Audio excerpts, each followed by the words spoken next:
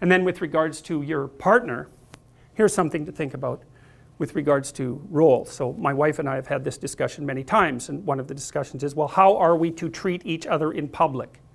And it isn't, her name is Tammy, the discussion isn't how should Jordan treat Tammy in public or how should Tammy treat Jordan. That's not the discussion. This isn't personal. It's how should a wife treat her husband and how should a husband treat his wife. It's impersonal. And it's partly, you don't put your partner down in public.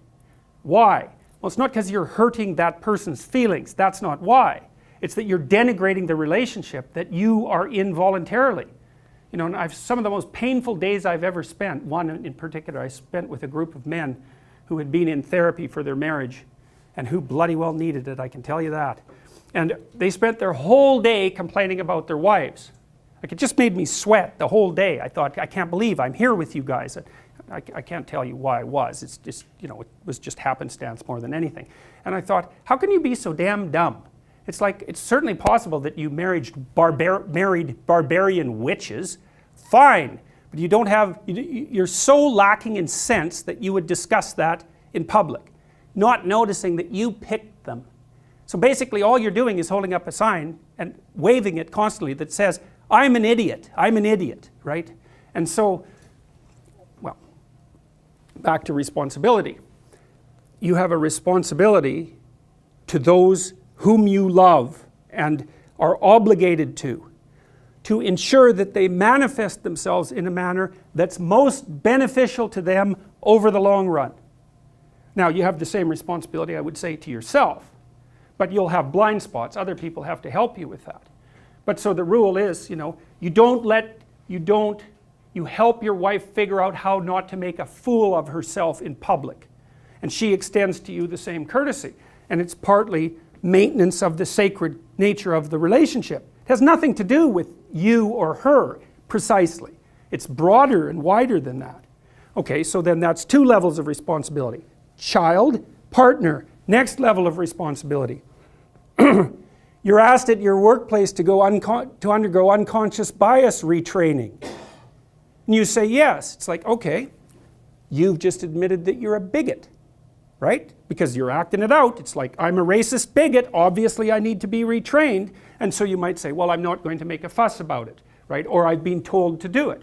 Or maybe you agree with it, fine. And if you agree with it, no problem. You can make a case for it. I think it's a weak and appalling case, personally, but you can make a case for it. You could say, well, you know, I am interested in my biases and how to rectify them, and like, fair enough, you know, people are biased. But if you object to it and you don't say anything, then you're complicit. And then it's on you. And you know, like, A causes B and C, and B causes C and D, and so forth. The thing it doesn't always, but it has this tendency to expand. And you'll come home angry and upset, and you'll go to the training program and you'll think this is ridiculous, because that is what you'll think in all likelihood, and you won't say anything.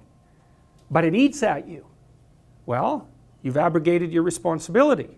And then you might say, well, so then that's how the community becomes corrupt. That's how the community starts to be corrupt, is that people turn a blind eye to emergent pathology when they know it's pathological. That's exactly what the Egyptian story says. Osiris is overcome by Seth because he's willfully blind. Willfully blind, which means he knows, but refuses to, he knows, quote, his predator detection systems have gone off. Monster. Well, then you're supposed to look, okay, exactly what sort of monster is this? Well, it doesn't have wings, it doesn't have a tail, you know. You cut it down into you cut it from the monster that it could be into the monster that it is. That's the first step. And then you take the appropriate steps. And then you also notice the other monsters, because here's something to think about. You're going to pay a price for speaking up, but you're going to pay a price for not speaking up. So it's like monsters on the right, monsters on the left. Pick the ones you want to battle with. If you decide not to make your stand, you weaken yourself. If you do it 100 times, then even if the monster was only this big, now you're this big, it's going to eat you. You know, when it was this big, you probably could have kicked it across the room. It's too late for that. You've capitulated and capitulated. You know, and so what you've done and this is a way to think about it from a Jungian perspective, this is what Jung was trying to get at when he was talking about alchemy. It's like the thing that pops up to object to you is this incredibly complex entity. It's the entire world encapsulated in the event. If you interact with it, you unpack it. You differentiate your sense of the world, and you gather new skills. Let's say we're having a conversation, and it's flowing melodically, and all of a sudden I say something, and there's a disjunction, right? You're offended by it. There's some negative emotion that comes up, or you know, maybe I've said something to impress you or to be arrogant, and you respond badly. It's like you've got this melodic thing going on. It's a consensual frame, and something pokes itself up to put a disjunction in the conversation. It's like, well, that's where the information is. It's like something went wrong, something didn't work out, I'm not looking at the world properly, or I don't know you well enough, or as well as I thought. There's something there, and if I have any sense, I'm going to focus my attention on that.